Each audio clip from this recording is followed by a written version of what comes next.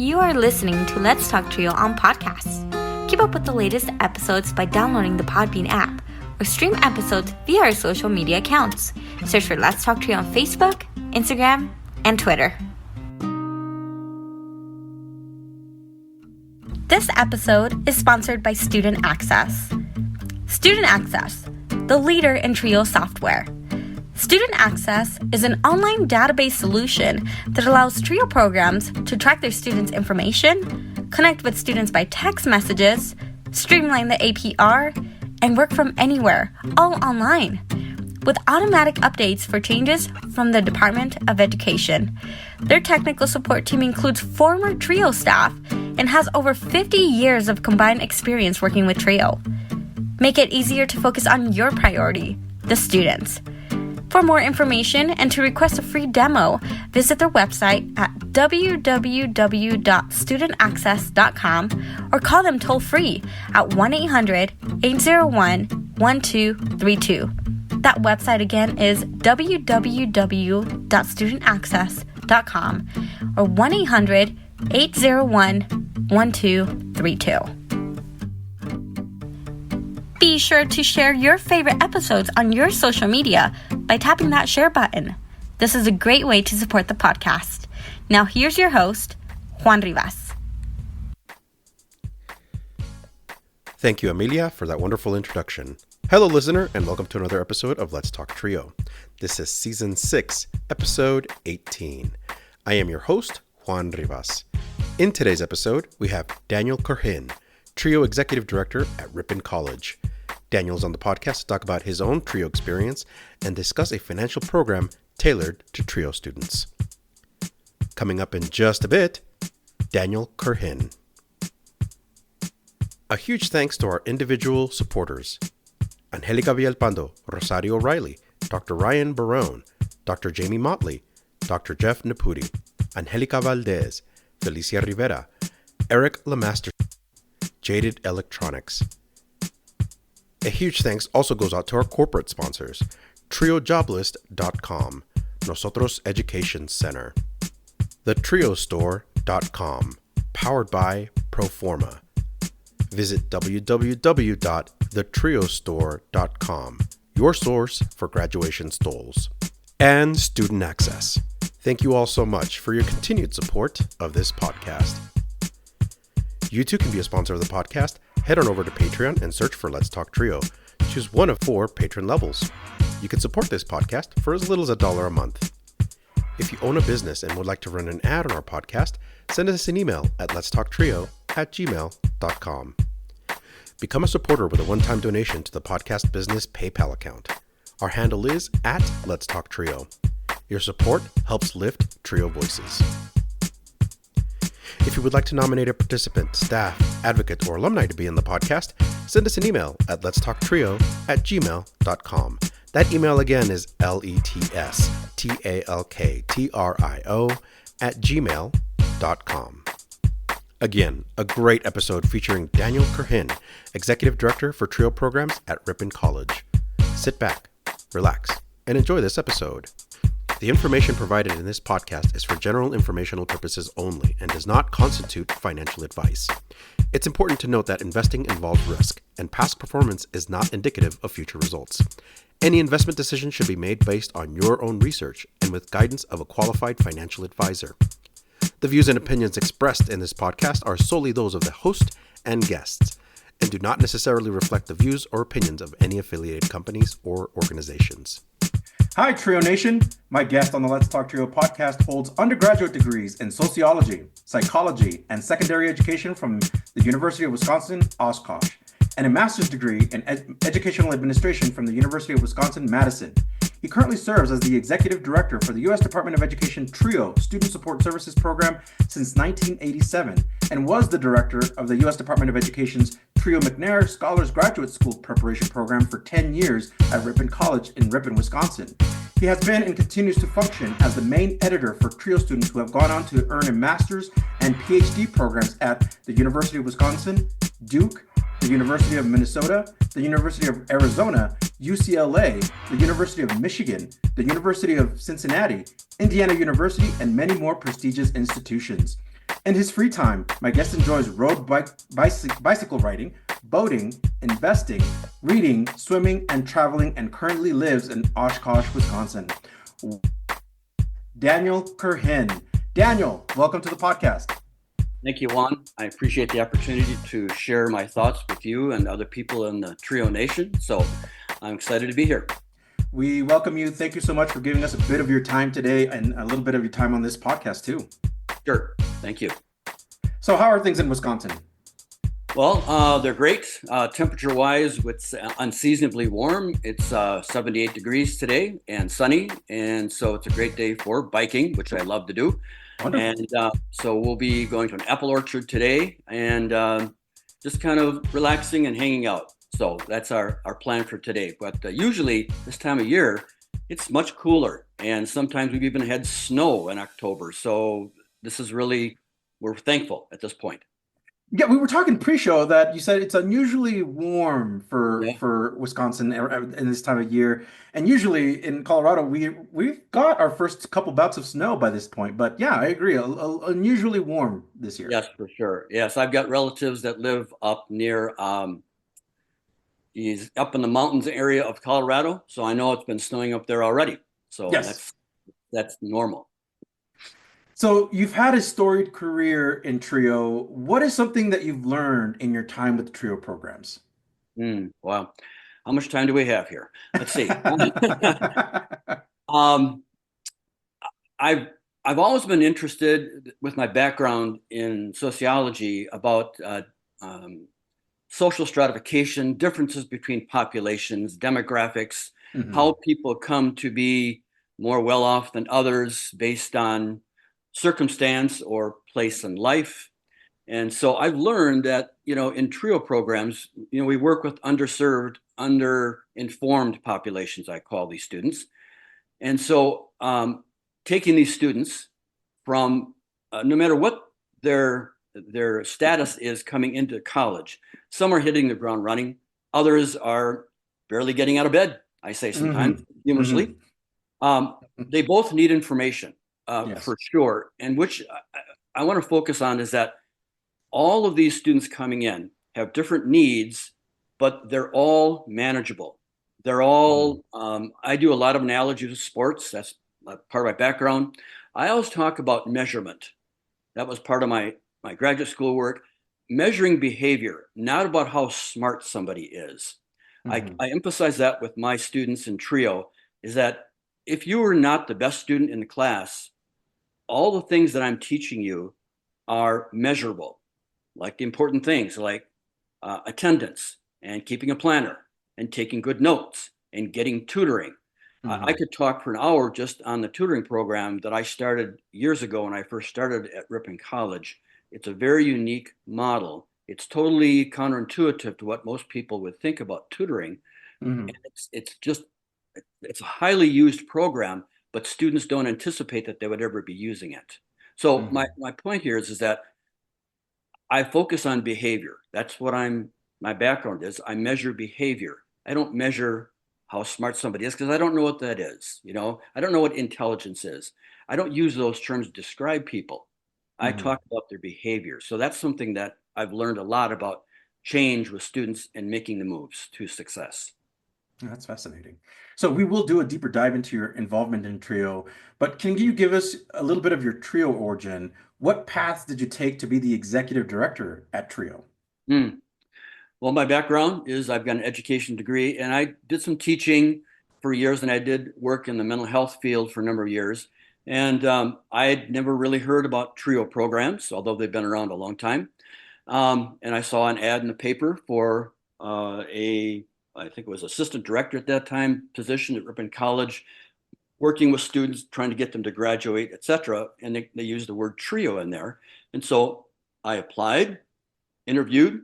I don't know how many people were interviewing, but I was given the opportunity to work at the college. And that was my introduction to TRIO. So it was kind of an interesting transition for me because I've always been interested in getting students moving from one point of maybe not success to be successful. In my high school career, teaching psychology, history, etc. there was a lot of students in those classes that really didn't take this education thing seriously. So this was a natural kind of transition, but more challenging because, we write grants. And so we're very end oriented in a TRIO. In other words, if you don't get the results, you don't get the money. It's a very unique situation there. So that was my introduction. Wonderful. And we're going to get to a little more about how you got into TRIO and more of your TRIO experience. But during your intro, we shared that you have a variety of interests and hobbies. Can you talk about what got you into bicycle riding and boating? How did that happen for you? Oh, interesting. Well, I've always been somebody who liked to run and play basketball, whatever. And I was playing basketball with some friends down in Florida many years ago, and we won too. That was important. But the next morning, I couldn't get out of bed, and I didn't have any traumatic injury, and Good. and I went to the physical therapist and medical trainer at a local PT place. And the doctor said, I'm going to let you know within 10 seconds if you have a knee injury. And I said, okay. He said, lie on your stomach. And he lifted my leg up, did a small twist, and I about jumped out of the ceiling. It was that painful. Oh. That being said, the place where I was at, they work with the Green Bay Packers. And their doctor, at that time, I think he still is, does the major operations. So I had a knee operation. All that being said, the ligaments in your knee after a knee operation, they atrophy. And so you have to build them up.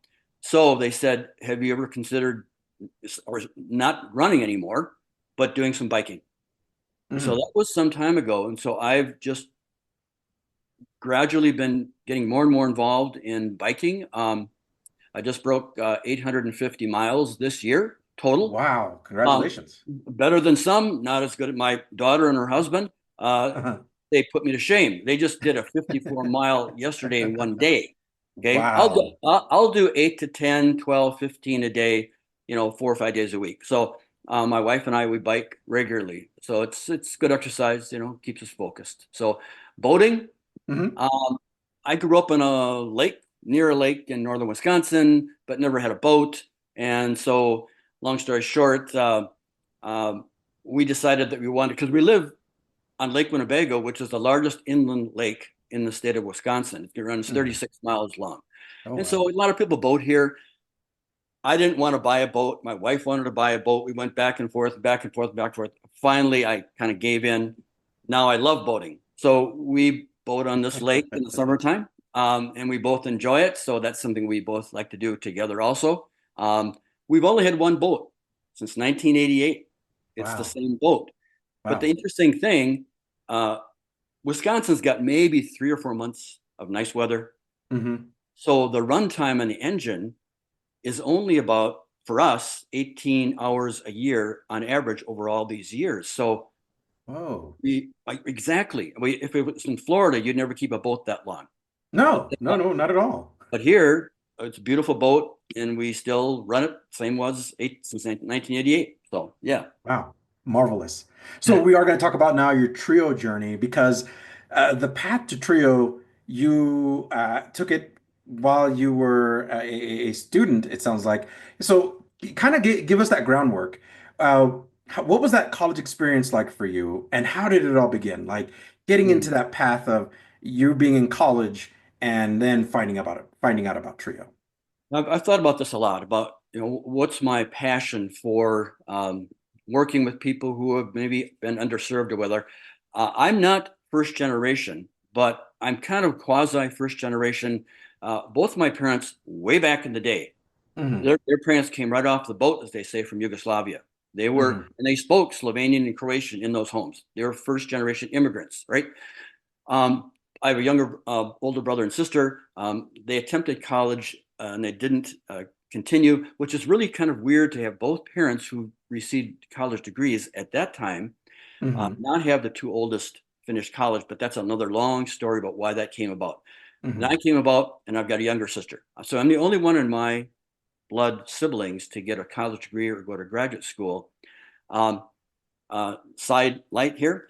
I was always intellectually curious, loved to read, but I never really liked school, to be perfectly honest with you. So when I came to college, I was kind of blasted academically. I didn't do great. And I don't know if I should, I'll say this to be honest with you. I was go for it. with the idea of leaving college after one semester. And to make a long story short, this one guy, I wish I would have his birthday. I would have sent him a birthday card every year.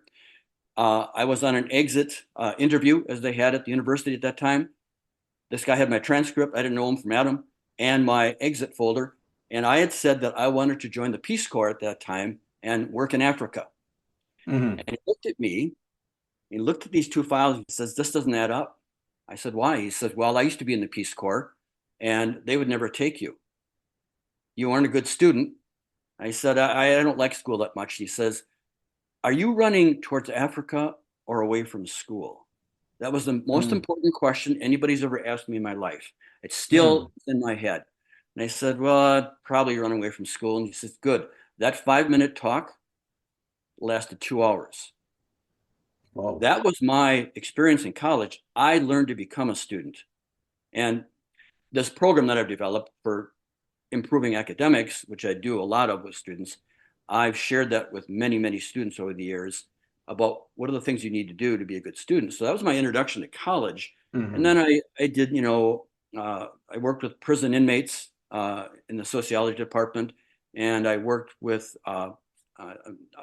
disadvantaged populations in several capacities, then did student teaching. And so that was my life. But Wow. the point here is I became a good student. It wasn't that, and then I went on to graduate school at Madison.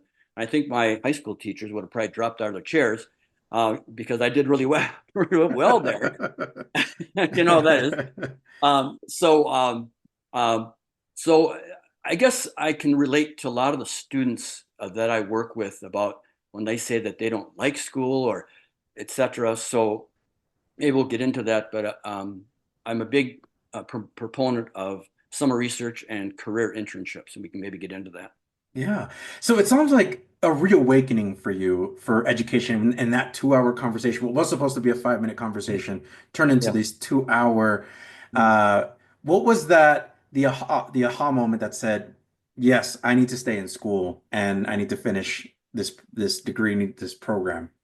Right. Well, it was probably always in the back of my head. I've thought about this a lot.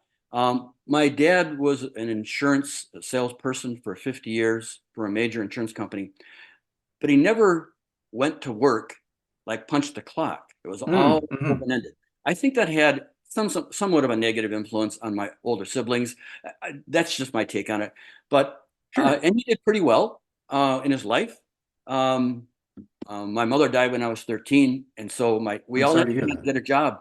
I'm too old. We all worked because at that time health insurance wasn't a thing, and so big bills, whatever.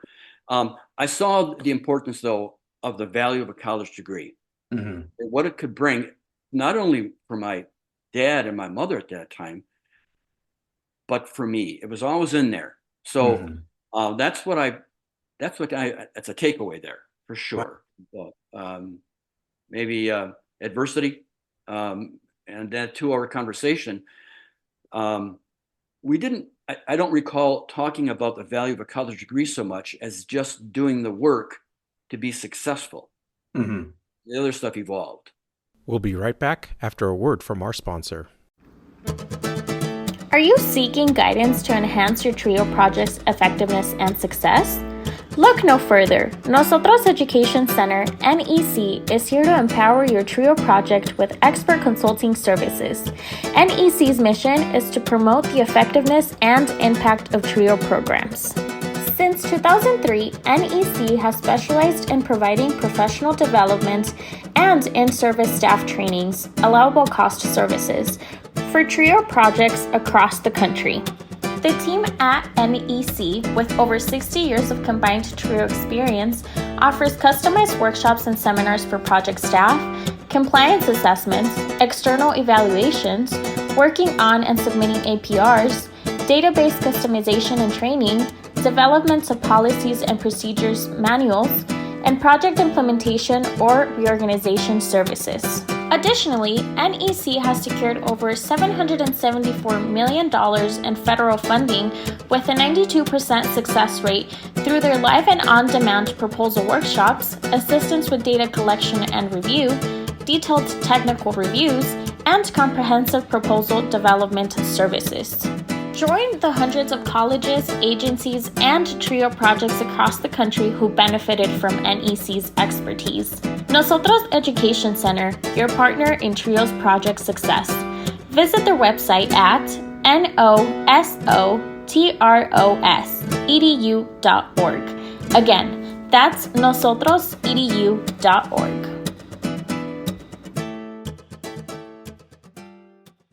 And now, back to the podcast. So talking about adversity, what challenges did you encounter while you were attending college? Learning how to study. Yeah. I thought, you would read a book, and, I always say the bottom line criteria for getting a high school degree is if you haven't murdered somebody recently and you've got a pulse. Okay, that's okay. I had to learn how to become a student. Now that sounds pretty easy to do, right? I thought it was just kind of reading. No. So I kind of developed a model based on what I'd learned in psychology about spaced repetition and behaviorism, etc. I put that into a program that I used all the way through college, and my grades went up every single semester. It's a very interesting program, and I continue to teach that to students. Because it's, again, all based on measurable behaviors. If you finish those behaviors, and a lot of students have come back to me that were like me, maybe, that they said, this works. And I said, it's not magic, but I was never introduced, I wasn't the top of my class when I was in high school, but I became a really good student, and then I used that at UW-Madison, which is a tough school. Just a case in point, my final examination was 8 hours long, written on 4 questions that I had to come up with answers in those 8 hours. And I used that same template. I think I wrote 30 pages in that 8 hours from memory. Now, I'm not saying anything about that. That has nothing to do with being smart. It has to do with the method that I teach students. How do you do that? So that was my experience in college. It's interesting because so far in our conversation, you not once said you have to be smart, you have to be intelligent. Not once did you say that. You keep saying behavior, that has to change in order to perform well as a student. So I just find that fascinating that you're focusing on behavior and how that impacts how you get results from studying, performing on tests, performing on assignments. So I just find that fascinating. Yeah, I talked to students about, and I followed a gentleman, actually, when I first started at Ripon. I went to a conference at Marquette University in Wisconsin, south of here.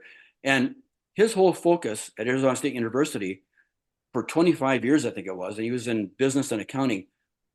He measured attendance and relationship and correlation between attendance and grades. That's a huge school. Yeah. And he found out that the number one predictor for success in college is not IQ, it's not ACT, SAT, it's attendance. It's the core. For a lot of reasons. And I talk about that with students. So that's a vital point. Absolutely. So we already learned a little bit about how you got into TRIO, but I want to learn more about when you entered TRIO as a worker and being on that end of I would say a semi-professional, right? At that point in TRIO. What did that TRIO program mean to you? Well, first of all, learning all the terminology that's used in TRIO, the abbreviations and such was a challenge for me. It was different learning about all that. And I thought it would maybe be easier than it came to be in getting students who are underinformed, underserved to get down that path to graduation. It's not easy. I say we work in the trenches every day. A lot of us in TRIO, to be honest with you, are unrecognized by our institution.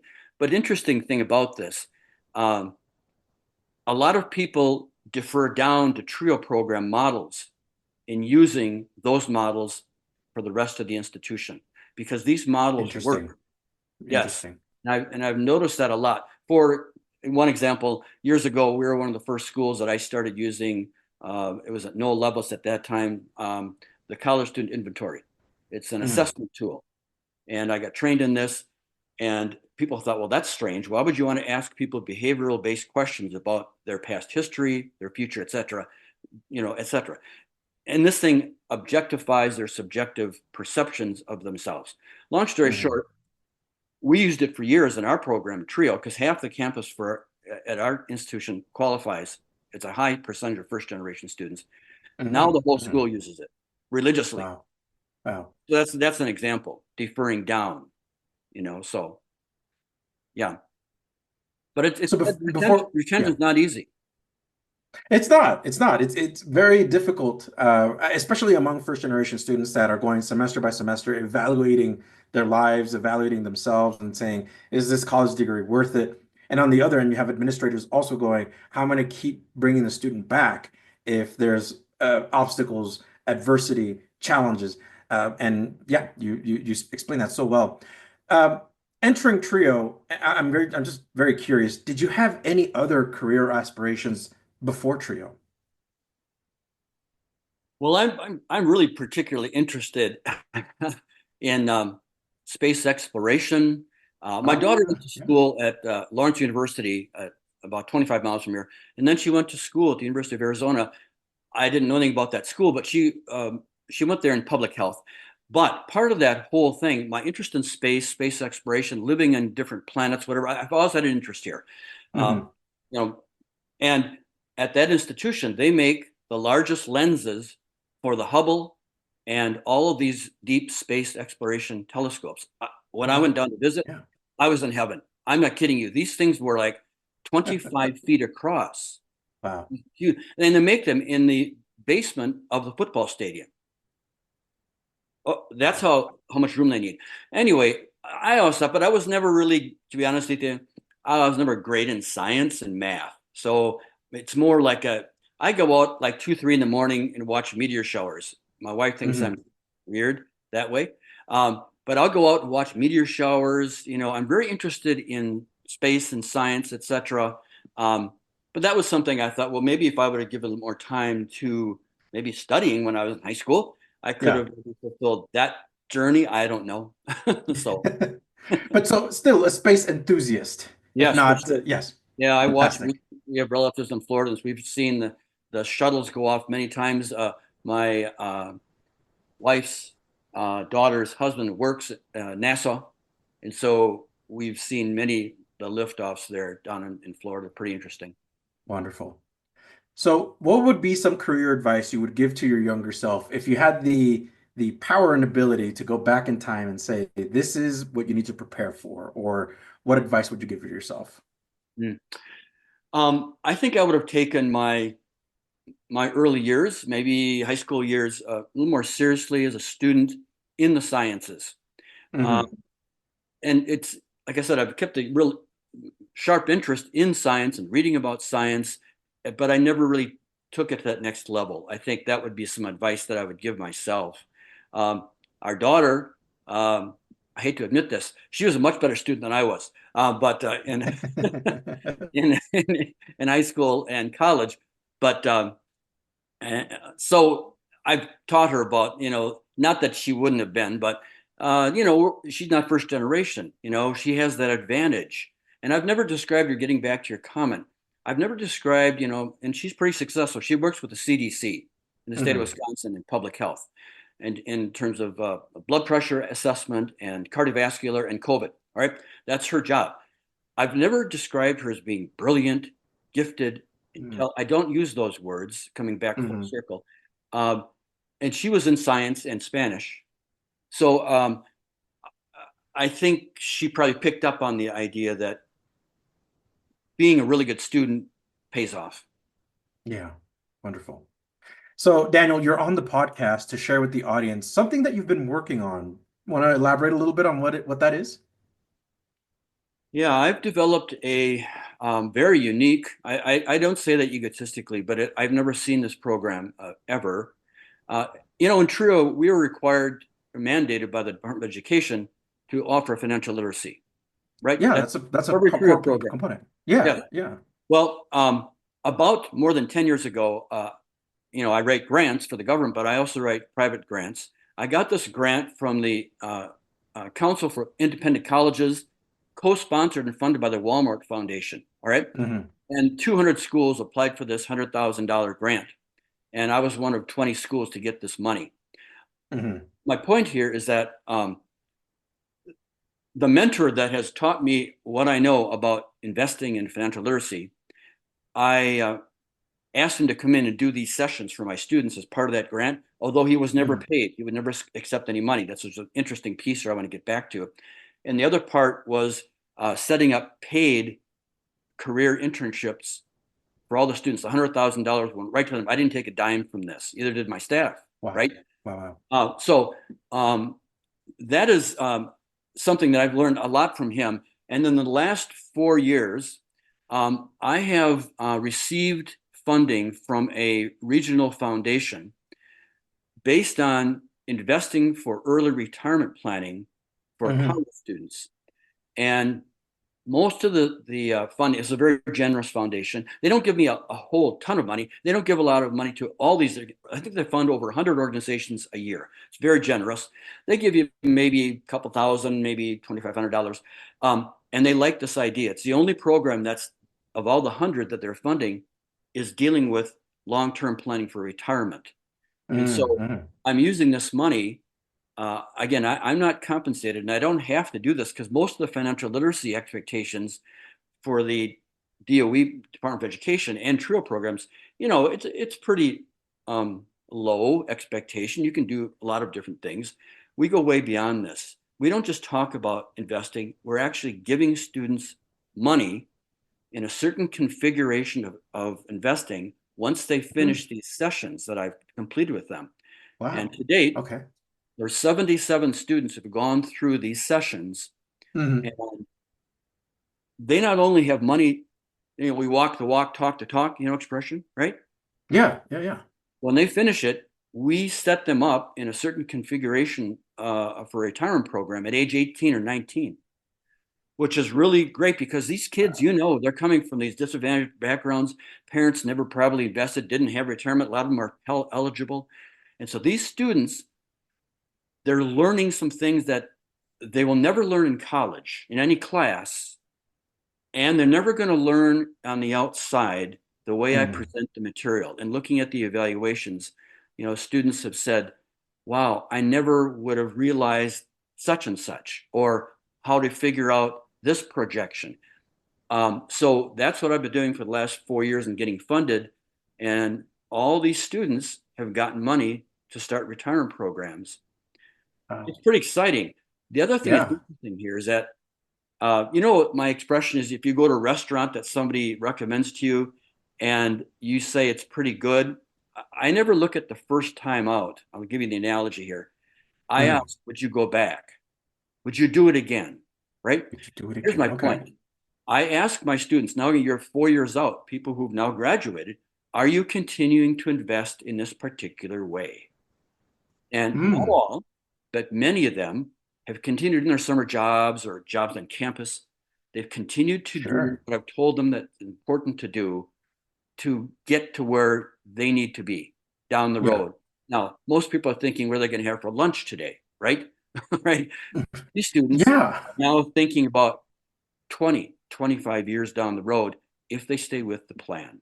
That is mind-bending because you're looking, what you're essentially doing is you're helping students understand their life 20 to 25 years from now and not settling for immediate gratification, which a lot of students, especially 18-year-olds, are more prone to do, is to spend their money for more immediate things. So, and we'll get to that here in just a bit, but there is a huge movement happening in the college age and younger population, trying to understand how money works and making sure that students, by the part of the university or even TRIO programs, help them understand how money also affects their lives. To be frank, I'm still learning so much about this aspect of finances. What caused you to pour time and effort into this project? Well, I was never taught about investing. As I said, my dad did pretty well, as being he was a kind of an entrepreneur. He was hired by an insurance company, but he worked for himself. But we never talked about investing. Now he came out of the Depression era, and so did my wife's father. And so I think that population, they never emphasized investing in the stock market or the bond market. They thought of more safe investing instruments, right? So I was never exposed to, I wish now in retrospect, I mean, I kind of say this jokingly, if I would have known now what I didn't know then, I wouldn't be talking to you. Okay. So no, I would. I would hope that you'd still be. But I guess, and that's what I kind of tell my students that I said at age 18, wow, if I would have the knowledge back then of what I know now. And this is the interesting thing, and when we get to this, is that what knowledge am I talking about? What information am I talking about? That's what I share with these students, and when we may get to that. So it was probably born out of the idea that looking at how much time, I didn't really get into the idea of investing really until I really started working at Ripon College, and I was involved in a 403B.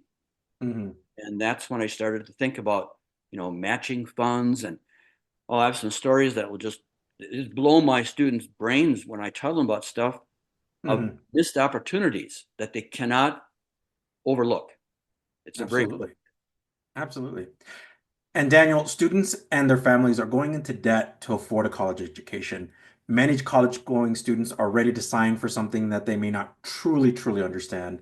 Does your financial literacy program aim to make learners more informed consumers about what they're signing up for or what they're doing with their money? It's a great question. I just gave a presentation during orientation sessions to our students, first generation students, in our bridge program. The bridge program idea coming in before the start of school. And I've showed them the most recent statistics from Georgetown University. They do all the work on career projections in this country. I looked at them and they talked about all of the jobs in the next 10 to 15 years that will not only assume that a four-year degree will be powerful, it will require a four-year degree. And I list all of these to students. Yeah. It is a very powerful presentation.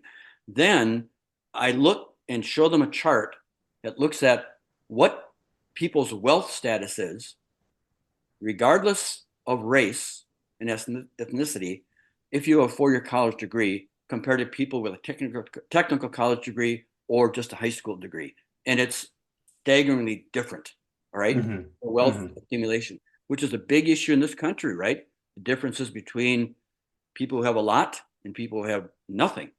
And so I talk to students about, I know it's expensive.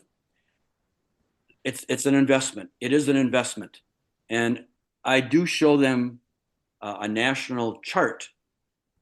Ripon's in there, so is other schools, right? About what someone could assume to have accumulated if they have a four-year college degree 10, 20, 30, and 40 years down the road. So I know it's expensive, and that whole controversy about loan forgiveness, boy, that's another whole conversation. We had an exchange student some years ago that from Italy, and they don't understand college debt there because it's government supported. If you want to go to college, you don't go into debt because the countries support, you if you want to go into college, or like in Germany, technical college or four-year college, they track people. That's something that we don't do very well in this country, is track people early on about what would be a nice path either way. And so I think I answered your question. I told you that I did. No, yeah, you did wonderfully. Okay. And what you did was you expanded on a topic I think that is definitely related to money management, is choosing careers and how those careers impact how much wealth we accumulate over time, which is also a very critical conversation. I know we're limited to our time, but hopefully maybe in a future podcast you and I can talk about wealth accumulation and careers. Yes, for sure. So, in what ways does your program prepare students in handling finances? Because you're talking about retirement, which is for students 40, 50 years, 60 years down the line. Mhm. And for non-traditional students who are in their mid-20s or even older that have never thought about money finances, how is that preparing them, currently? Mm. Uh, I talk to students about choices, choices that are being made with discretionary money. I know our students, especially our trio students, don't have a lot of money in, or a lot of them, almost every one of them works, right? In some capacity in the summer or throughout the year. Hmm. But I talk to them about even small amounts of money in a certain configuration over time, even 5 to 10%, if you get paid $100 a week or whatever, Hmm. instead of using that on something that you don't really need, it could even be one less cup of coffee at a prominent place, Hmm. one less. And well, I have 1 cup a day.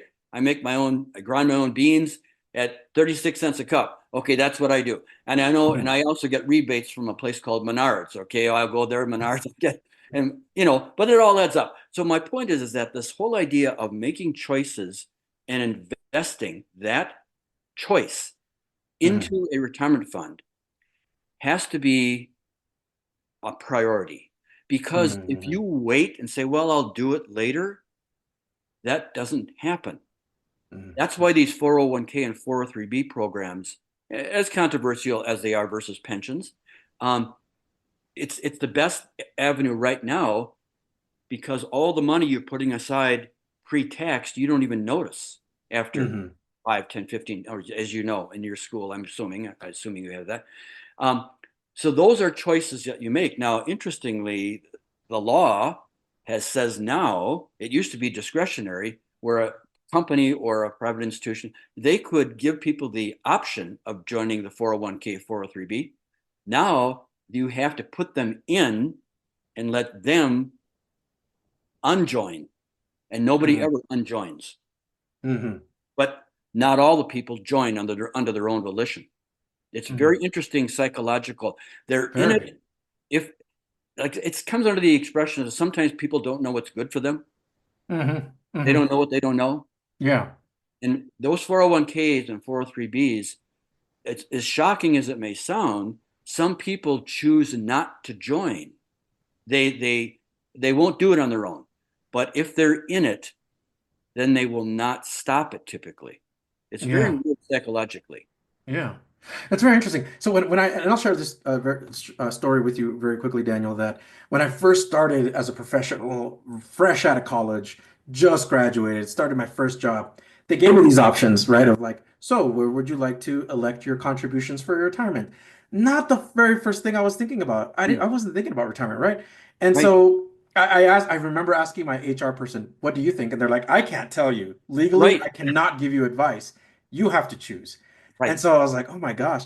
And I remember feeling overwhelmed. So that just speaks to this, uh, I guess, very lack of knowledge on the part of students and uh, having to read through those benefits can feel overwhelming.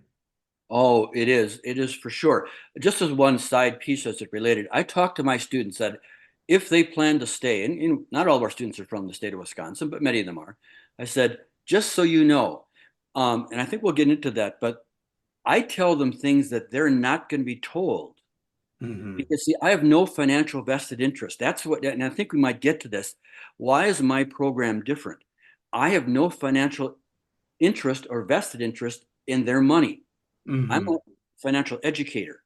Hmm. So on that point, I talked to them about the Wisconsin pension program. My Hmm. wife's in it, and she's now a semi-retired as a principal of elementary schools. And my daughter and her husband are in the pension. It's rated, depending on who you read, as one, two, or three of the best rated pension programs in the United States. It's Wow. 103% funded. In other words, the way it's structured, quote unquote, it'll never run out of money. Wow. And it's just not teachers, but people who are garbage collectors, people who are in prison systems. Anything public goes into that fund. And it's very well managed. And I talked to them and I said, you need, if you are looking between state A and state B, Mhm. I would ask, what is the status of the state pension program if you're going to work for public? All right. It's just something that students, they weren't aware of this. They aren't aware of it because nobody talks to them in very direct, simple language. It's always like done through a sieve or something of a vested interest. Yeah. That's my opinion. But No. And kind of like you said, kind of perfect segue into this next question because your program does stand out in that you're really helping. You said you have no vested interest in the students' money. You want them to be successful in that money. So, and I want to highlight this point that there's already a lot of financial advice being thrown around. We have that from social media via TikTok, YouTube, various other social media platforms, and self-proclaimed financial gurus that are experts who provide what I would consider sound advice. So when someone looks to you and say, what different advice do you have, or what's making your program more unique than what other financial gurus are offering? What do you say to that, or how would you respond? well, I do say that you have to ask the person that you're talking to, what's in it for you? And I'm not saying anything about, I know people in the financial investing field. I know that, okay? But I talk to my students about you have to be aware of certain kinds of expenses that are never, ever directly given to people. When Obama was president, and who's the one from Massachusetts, the senator, um, Oh, he, he appointed her to be the person that would be overseeing the Financial Responsibility Act or something, and was requiring investment companies to reveal in writing, and credit card companies, what exactly you're going to be paying for based on these expenses. Boy, there was pushback on that. You just oh wouldn't yeah. believe. Not all companies, though, okay, did push back. They kind of welcomed it. So this idea of fiduciary responsibility and transparency, boy, now it's kind of come full circle when people have kind of like sliced and diced it. How do you? I look at it this way: people are never actually ever necessarily lied to. They just aren't told the whole truth. Mm-hmm. That's how I Mm-hmm. look at investing. Mm-hmm. There's a whole piece of important sets of information that I talk to my students about. We don't have time here maybe today, that they will never learn objectively from somebody else that is selling them something. Mm-hmm. That's something I've learned over time, is that, who reads a 55-page prospectus on an investment fund? Nobody. Nobody. I do, because I know what to look for, Mm-hmm. and I share that information. I give them in my sessions. I show them the particular fund that I'm putting them in, and I show them, this is what you will be paying if you are not aware. Some of my students, they come in and now they're talking the language. Mm-hmm. They're Mm-hmm. pretty savvy. They've learned. I don't know if I can say this, but they're kind of become college educated people and students in my sessions. They become professional BS detectors. No, that's good to say. No, yeah, Okay, it's good to okay. say. They know what to hear and listen Mm-hmm. for, and so they can make good decisions, because what makes this program unique is that people are getting unvarnished information, which is Mm-hmm. very rare, and it gets them past the fear Mm-hmm. of losing Mm-hmm. all their money. Those are the two things that happen in these sessions, where students are becoming less fearful, Mm-hmm. and they're getting good information to make good decisions. If I didn't go into it, now I told them, hey, I could save you a lot of time and me by just telling you to do this. I said, but you will never continue doing it unless you understand why. Mm-hmm. Wow. And this is a kind of the perfect part of the program on the podcast where we can have you take the mic. Can you give us a sample of your program, things that you cover, and what is the structure of your curriculum? Mm. Well, I do give them a view. It doesn't come in sequence here necessarily, but I do introduce each of my sessions with a very kind of humorous but very powerful example on the concept of expenses and investing. And I give my students four similar things, four exactly things to choose from, and what the expense is on those four items. That's my introduction. And every time the student will take the least expensive item on that set on the desk. And I'm saying, that's what you think. But I will guarantee you that if you don't understand from these sessions, you will end up paying not 40 cents. You may not pay $4. You may end up paying $10 or $20 for the same exact item, and you won't even know it. Now, how did I get involved in this? My mentor, who lives probably no more than a half mile away from me, I didn't know that at the time, he does these sessions for people who are older, 70s, late 60s, 80s. And you would think that the information that comes out of these sessions, and I've kind of like abbreviated it, you'd think that people would be really happy and excited about hearing it. He's told me, he said, people are angry and somewhat depressed because what they've learned after all these years of not knowing where all that money went, and is shocking when they do this. So I want to try to, I guess what motivated me, I want to share this to try to ward off students down the road saying, geez, I wish I would have known about this earlier.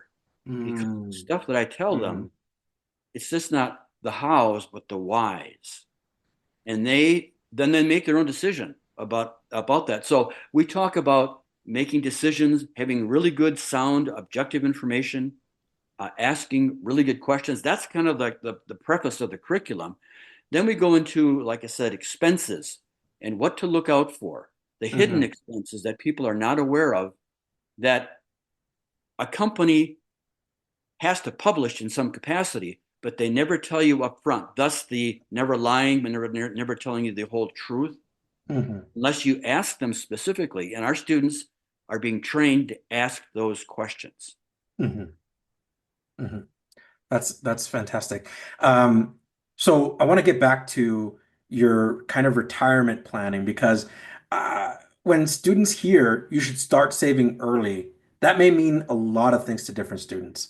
When they hear start saving early, they're thinking a trip for entertainment, to go to the latest concert, get the latest piece of technology. The iPhone 16 just came out, so they may be thinking, how can educators such as yourself reframe this to help students look at the bigger picture? Because I guess it's still mind-bending to me, right, to think about retirement in that long term, and students are still very much in the now.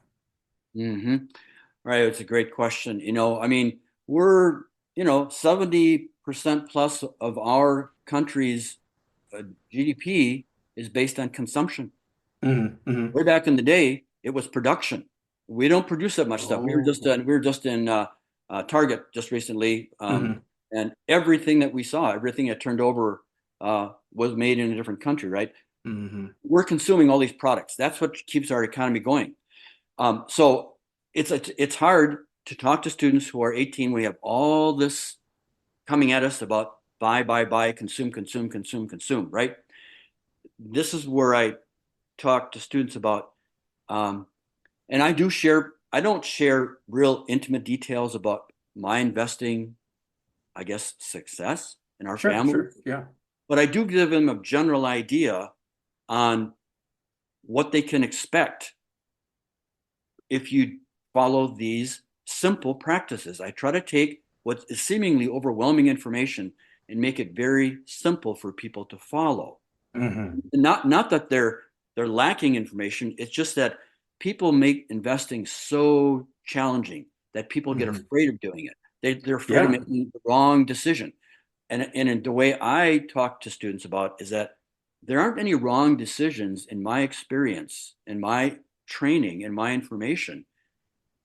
The wrong thing to do is not doing a small amount over a long period of time and letting compounding work for you. I look at it this way. I don't I don't work for an Amazon or a Tesla or Microsoft, etc. But I talk about, what if I own those companies Mm-hmm. in a certain configuration, right? Mm-hmm. What if that happened? What would that company I was working for me? And I give those examples. I show students examples from my portfolio, not in specific terms, but the growth of certain things that have come over time based on not that I'm so brilliant, but the company is so productive. Mm-hmm. And getting back to your point, I know people are exposed to all these get rich quick things. Oh, yeah. Day trade here, TikTok, da da da da. Well, I know the research about that, and it doesn't work. It doesn't work over the long term. You might make some money on Monday, but you might lose it on Tuesday. A friend of mine who's known for 40 years was in that business for years, Mm-hmm. and he didn't do very well by trying to day trade constantly. Mm-hmm. Mm-hmm. Thank you for that. I think that's very important information that the audience, whether they're Trio professionals now or even students that are listening, that it's important to hear. Mm. And I'm going to say this, to be perfectly honest with you, Daniel. Retirement to me, and I'll say this before I say this, it's retirement is always, I guess, even when I was in school, it was always presented with a sense of urgency. So there was always this anxiety about retirement. So I distinctly remember being 18 and a a teacher's talking about retirement, saying how important it was. It didn't register at the time. It didn't register to me. But now, retirement to me sounds urgent, right? Because being in my 40s has forced me to think about the future. I have tops 25 years of good working years left. And I want to be able to enjoy my life after retirement. But I distinctly remember still being in my 20s, not thinking about retirement, not thinking about that long term, but now being in my 40s, now approaching it with a sense of urgency. And that's a challenge for a lot of first generation college students to think that far ahead. How can we think differently about retirement? What can we do? What can we say to help students think differently about when they're 65, when they're 67? Mm. Well, that's just a great question. I'll give you one example. We've got a family business that we've had for many years in our family, and our daughter has worked, and her husband has worked in our business. Right? This is something side for us. When she was like 16 years old, and this is under the umbrella of continual information, talking about it. Most people, they say, "What do you not talk about it at Thanksgiving?" Politics, religion, and money, right? Top Well, three. we talk about money a lot, right? So Ah. this. So one morning after she'd worked for the weekend for us, there was 3 piles of money sitting on the table, and she'd gone off, done something, and she said, "Dad, this first pile is for part of my college. The second pile is for me to spend, and the third pile is for my Roth." Now, I started talking about this when she was an early teen. And you know what she did, right? Rolled her eyes. Who cares? Da, da, da, da. Oh, yeah, yeah, yeah. She's been investing in this now for over 15 years. She doesn't complain anymore.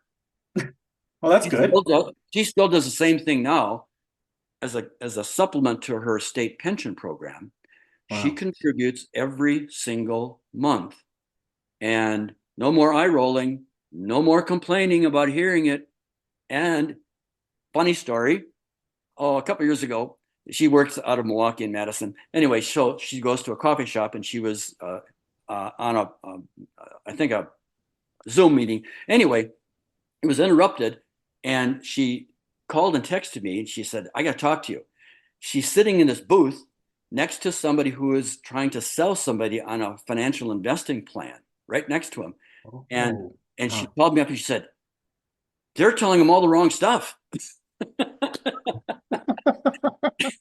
I mean, it was really funny, from A to Z, that she is very sensitive to hearing about this. And now I've helped a number of her friends start investing programs because they never learned about this growing up. But so that's the point about, my point here is that I continue to email my students reminding them. You hear it once, it's not going to take. But I don't care if they're sick of hearing from me. Okay. They have to hear it over and over again in order for it to become part of their life. Yes.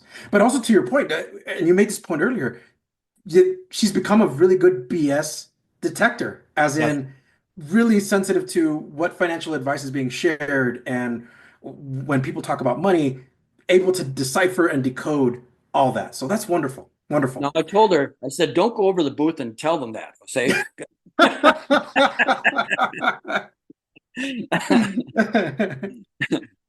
So, Daniel, financial literacy also means understanding debt to income ratio. And that term gets thrown out a lot. I think students, and I get the sense that they're like, oh, well, whatever I owe and whatever I make, that's kind of like the basic concept. But this is something that I'm still working to understand. Can you give us a summary of this concept and why is it important? What are we misunderstanding about debt to income ratio? well, our first introduction to debt to income ratio, we were renting, after I got married. And then we, this is something that was interesting. We bought and lived in a duplex for 9 years. And we lived on the bottom and we had people renting from the top from an old building. It was a beautiful old building. And so we got to the point of saying, wow, we could have, and people have to rent sometimes. Somebody's got to rent, right? So we were fortunate to always have for 9 years somebody renting and paying a good portion of our mortgage for 9 years. When we went to get a loan, we came across this debt to income ratio equation. And they said, you have to have, at that point, we're looking for how much debt you have on a monthly basis divided by your gross income for the month. It should be, these days, no more than 36% in that. To take that divided by your debt on a month divided by your gross income. Right. You could go up to about 46% in terms of buying a home. That's how we got introduced to this, the debt to income ratio. I would assume that it still applies to buying a car. When they run, they ask you about how much you make and what's your what is your outstanding debt? What's your they ask you all those questions, right? They want to know, can you afford to pay for what you want to buy? Now, in the housing crisis, as you recall a few years ago, wow, and all those banks were threatened and they got bailed out, right? People didn't get bailed out. Banks got bailed out. They were not being honest with people. They let a lot of people who probably shouldn't qualify to own a home buy the home, and their debt to income ratio was way beyond 50, 55%. And then the other part about that, they were buying adjustable rate mortgages versus fixed mortgages, which after a few years, they might have gotten in at 4%, but then they readjusted to 8%, double.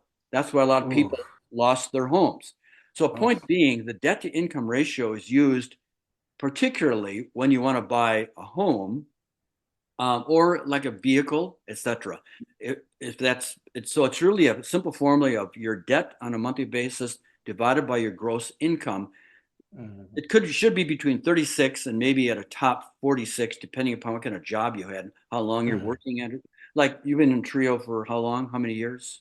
Oh my gosh, I've been in Trio close to 15 years. I'm working in a different capacity now for the institution, but I was in it for about 14 years. Right. So your longevity is a huge factor. If you were working there a year and your income to debt ratio was pushing up at the top end, they might have a question about, is that a secure source of income? And they might also ask you, how much do you have in savings? So if somebody's gonna go on the point of not being able to pay for their mortgage, they want to know what's the safety net for them. They want to know what could they tap into if they have to go after somebody. I know it's kind of a negative kind of thing to think about, but these people are lending you money. Surely they want to make money. So sure. So that's what that's used for. Right on. So we were talking about housing and the housing market. The housing market has scared a lot of college students. Some are thinking that they never be able to afford a home. I see the TikTok videos, I see the memes. Mm, How can students better prepare to make a pathway toward home ownership starting now? mm. Well, again, I mentioned this. Some people would want to do this. Some people are not aware of this. But if one was thinking of buying a home, something to look at would be um, doing a duplex, living in one part and having somebody else at your beginning. That's what created a foundation. And then we lived for 9 years. Then we sold that and used that profit to build Hmm. our home that we've been in since 1991 now. Okay, in Oshkosh. Hmm. That was It wasn't anything that we didn't get any money from anybody. It was something that we just built up equity, sold that property. Um, and this is another thing, might some people might consider. It depends on the individual. We owned quite a few duplexes based after that situation for like 30 years. Oh, Uh, wow.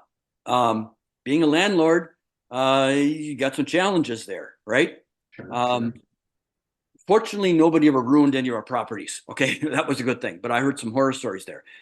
And sometimes you got to be aware of things. But using real estate to your advantage it Hmm. worked for us for a long time. Then we sold all those properties off because I don't want to deal with that anymore after 30 years, right? But that created an avenue for us. And some friends of ours did the same thing. It's interesting. They lived and owned a duplex for many years and used that money to fund their home, a single family home. But I agree with you. That's a big issue in this country. I know that in the debates, I know that Harris is talking about building new homes in this Hmm. country, moderately priced homes. There's a lot of reasons for home ownership, why it's important. I'm not trying to undercut people who are in the rental industry, but you don't build any equity being in a rental. You Oh, want no, to, you don't. Yeah. right. So those are some things that I would suggest people investigate for sure. Wonderful. Thank you for that advice, Daniel. Investing also sounds very intimidating. Are you familiar with the film The Wolf of Wall Street? Yeah, Leonardo DiCaprio. I've seen that movie many times, right? Yeah, Great. yeah, yeah. So for many college students, they may think of investing as Wolf of Wall Street. It's a rich person's game. How do we think about investing differently? Well, I think about that. Example, my daughter was looking at a bunch of schools when she was coming out of high school. And long story short, she was looking at a school in our conference called Lake Forest College in Illinois, right? It was one of her Hmm. choices. And at that time, I was really, really interested in seeing the headline for their school was that two ladies, I think they were sisters that lived right across the street from the college, had invested for many, many years, just over a long period of time. And they Hmm. weren't high level administrators or anything. They had jobs, whatever. They donated $7 million of their estate. It was the highest one-time contribution at that time. Whoa. And they were not rich people. They were very moderate, and they were older. I think they've passed away now. But I was very impressed with the idea of when they were asked about this, how did they accumulate that much money? That they Hmm. just did it a little bit at a time over a long period of time and let the market and let compounding work for them in making Hmm. careful adjustments, not going onto the next best wildest scheme like some companies talk about. I know some people talk about buy gold, buy Oh, silver, buy but silver and yeah, yeah. right, or buy the newest stock or whatever. Hmm. That to me is I don't do that. I don't propose that students should do that. It's their life. I just talk to them about the way we've configured it. This is what will work based on the textbook evidence. And I bring out the textbooks and all the little post-it notes that I've read and show them what do the people who know about investing, including Warren Buffett, what do they say about a certain investing style? I mean, these people are all successful. They're not into day trading. They're not into buying gold. And I'm not saying there's anything wrong with that. It's just that there's a certain way to think about money that I'm trying to teach our students. Absolutely. So the next question is going to give you put you on the hot seat a little bit, Daniel. Oh, Give us your hot take about finance, an opinion that you feel it could be unfiltered. Give us your hot take on finance. well, first of all, just think about that. You have to watch out who you listen to. You have to be That's aware of who that person is. I'll give you a good example. Many years ago, my wife and I were having dinner with a former judge and his wife, and he was talking about a particular type of investing that we do these days. Okay. And I was not investing that way until I found out that he was right. Okay. And he had no vested interest in it. He wasn't a financial person. But I found out by reading and learning. I think in order to make good financial decisions, you have to have good information. I think I don't have any hot tips about short of the idea that I have ownership in some major companies through stock investing, Sure. but that's not our core. That's not our bullseye. That's kind of like on the sidelines. You have to have a core of things that are secure and measurable over time. Absolutely. Good take. I like that. From what you've shared, Daniel, it sounds like you're assisting students to help them realize that their hard-earned money can work for them. Yes, that is true. If they make a choice between something discretionary, unnecessary, or something that's really important and necessary, and putting that money into working for you, that is what I want to try to teach my students. Wonderful. Now, knowing full well with the full disclaimer, we are not financial advisors, and any decisions that students make are independently and their own. So we strongly urge our audience always consult a financial advisor. But Daniel, if you could talk to a student and give them recommended first steps, what can be done now to ensure a stable and financial future? Trying to understand the long-term impact, and I show my students 100 years of the stock market returns, 100 years, not 1 year, 2 years, that they have to understand how do you capture that growth, which is directly reflective of the economy. And I talked to them about the 1929 market crash. Oh yeah, they've heard that until hell freezes over, right? It just is endless. That's what's in their brains. They're going to lose all their money. I said, but that's one big fear. I tell them, if you have good information, your fear will be reduced about losing all of your money. I've never known anybody to lose all their money. Could a 1929 happen again? There's so many safeguards on our economy now and in the stock market. That's just not probably going to happen. But I show them you have to think long term and look at the economy and how it's expanded. Absolutely. It's very important. Daniel, it sounds like a lot of benefit that TRIO programs can gain from your program. So a lot of benefit to first generation students, pre-college and college students. How can a TRIO program or educator reach out to you to gain more information? Well, my website is currently being revised and updated, so I can't give you that link there, but they can get a hold of me at DJ and KRHIN at gmail.com.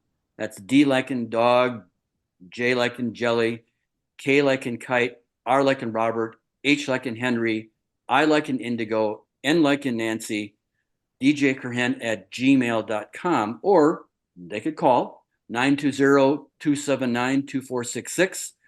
And I do really, to be perfectly honest with you, I do have an interest and mission in taking this beyond what I've been doing at my institution. There's a huge need in this country for people to understand what exactly they're going to have to do to get beyond the fear and the misinformation about investing. And that's what I've been doing with our students for the last number of years. And it's working. I can see it working. Wonderful. Now, Go ahead, Daniel. I kind of joke with them. I said, with this advice, I only take 10%. But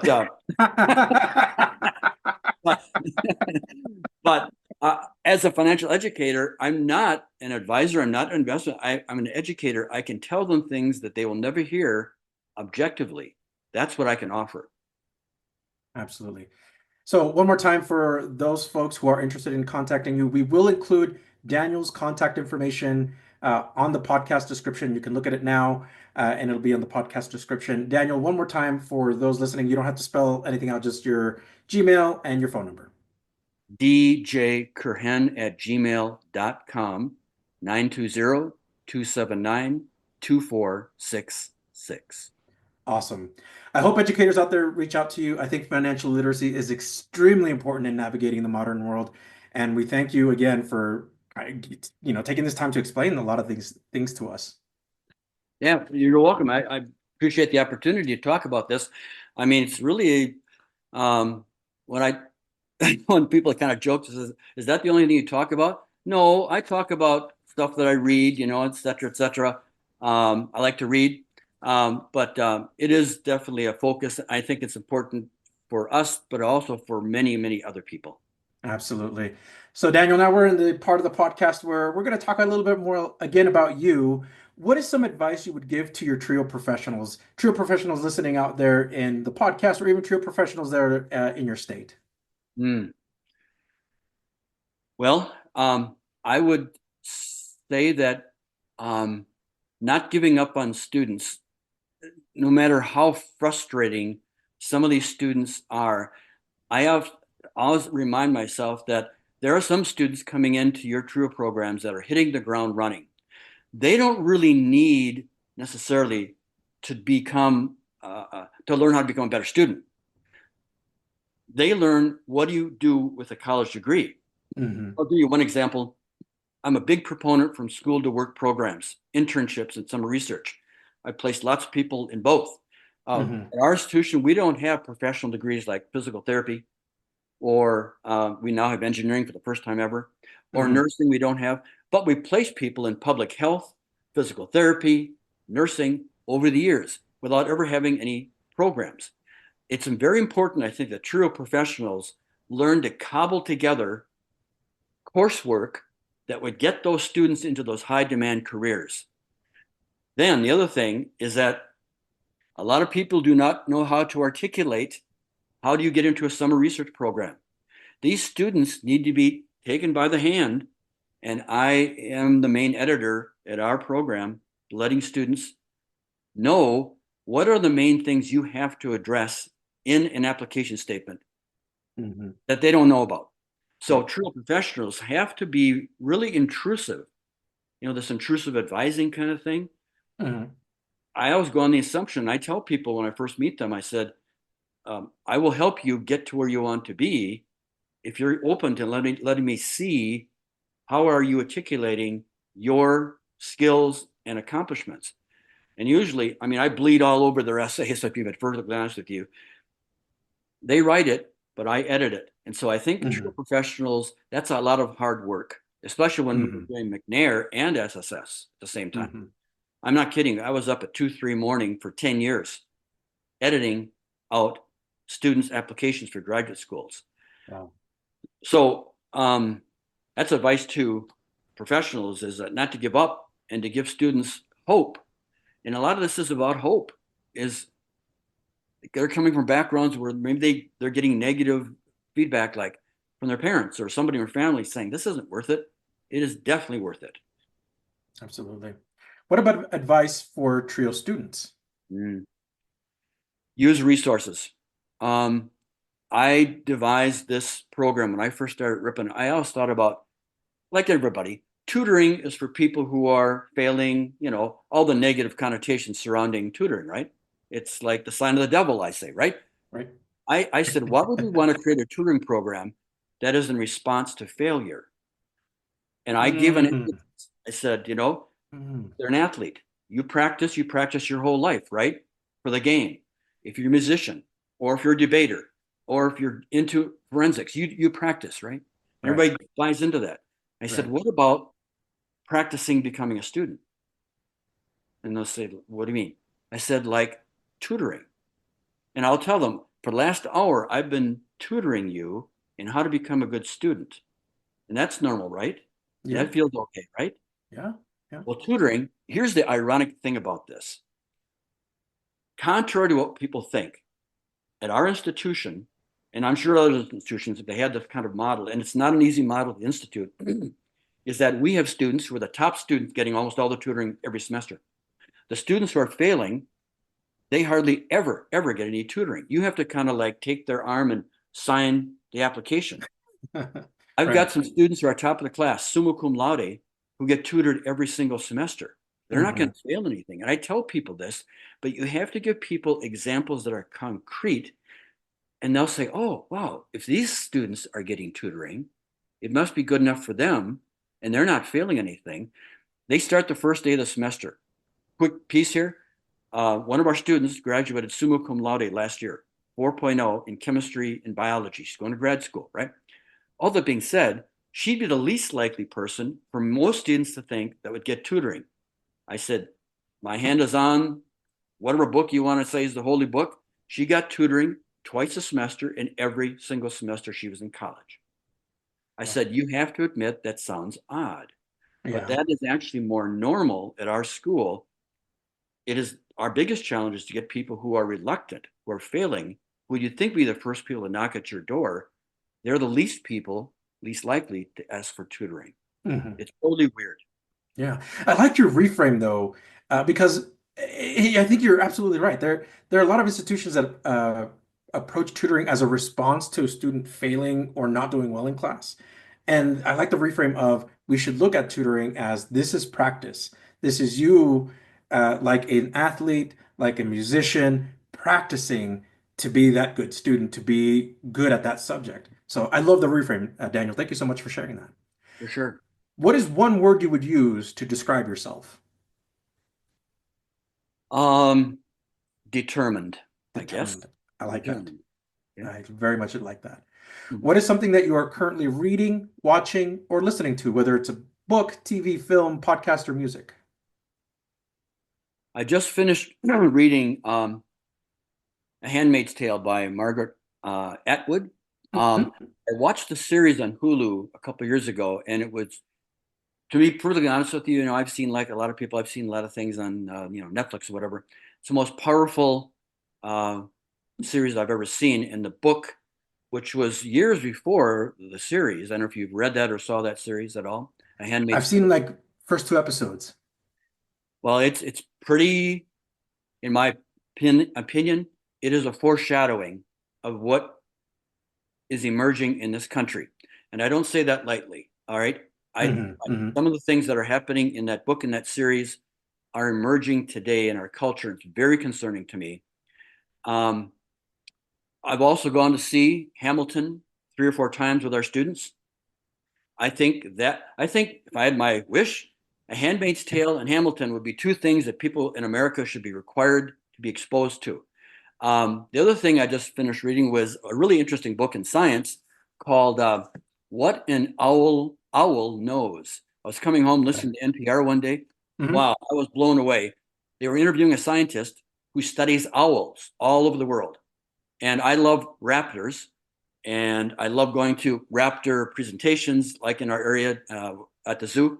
Uh-huh. I'm very interested in that, and I picked up this book, and every page I learned something totally new about owls. Wow. Fascinating. So those Yeah. things are interesting to me. Give us some Uh, highlights. Yeah.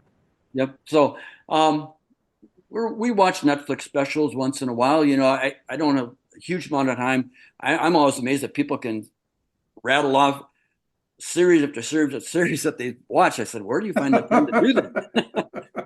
But but yeah, I like. I did see the new version of or the new take on. I love the Alien series, Aliens, and then I've seen all of those. So I like science fiction a lot and Right futuristic kind on. of things. Yeah. Yeah.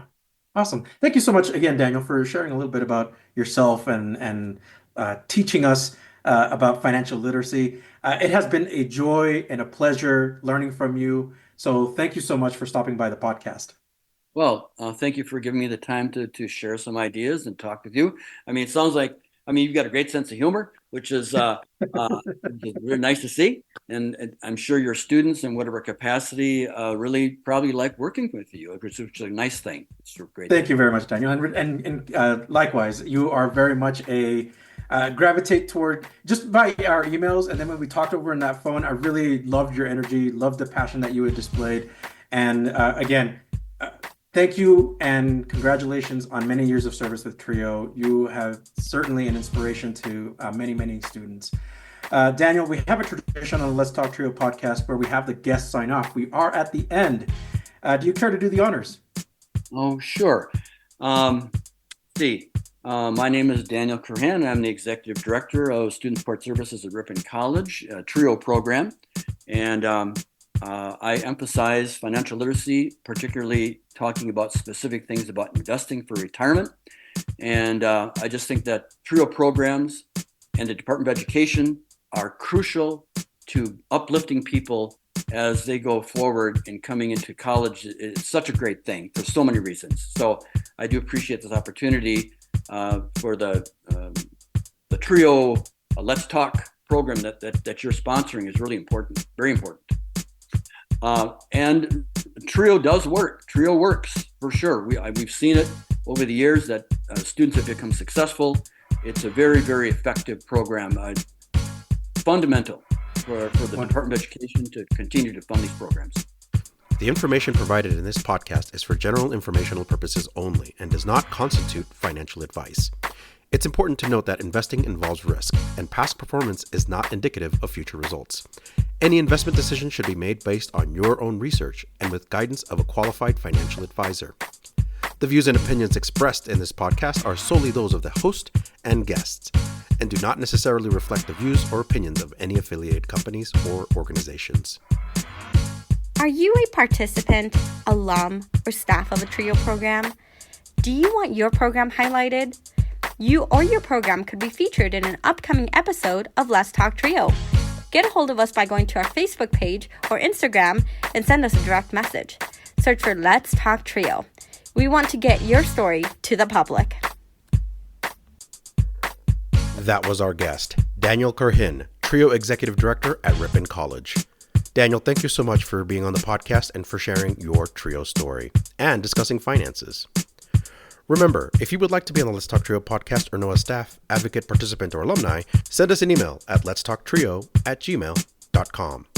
That email again is letstalktrio@gmail.com. A huge thanks to our individual supporters, Angelica Villalpando, Dr. Jamie Motley, Dr. Ryan Barone, Dr. Jeff Naputi, Angelica Valdez, Rosario Riley, Felicia Rivera, Jaded Electronics, and Eric Lemaster.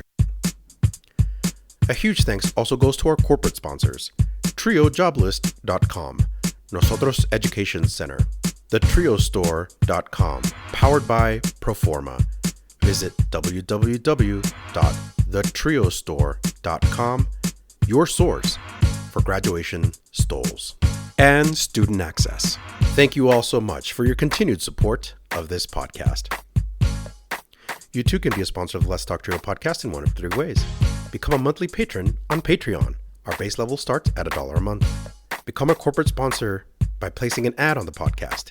Email us for details. Become a supporter with a one-time donation to the podcast business PayPal account. Our handle is @Let'sTalkTrio. I'd like to take a moment to thank our honorary members of the Let's Talk TRIO podcast, Roderick Chambers, Tony Ho, Scott Kendall, and Susan Cramp. The Let's Talk TRIO podcast team is John Russell, audio engineer, music producer and composer, and post-production editor. Amelia Castañeda, script supervisor, marketing manager, social media manager, and producer. Juan Rivas, executive producer and host. Be sure to follow the Let's Talk TRIO podcast on Facebook, Instagram, and YouTube. This episode was recorded Sunday, October 20th, 2024. Thank you all so much for listening, and we will catch you on the next episode.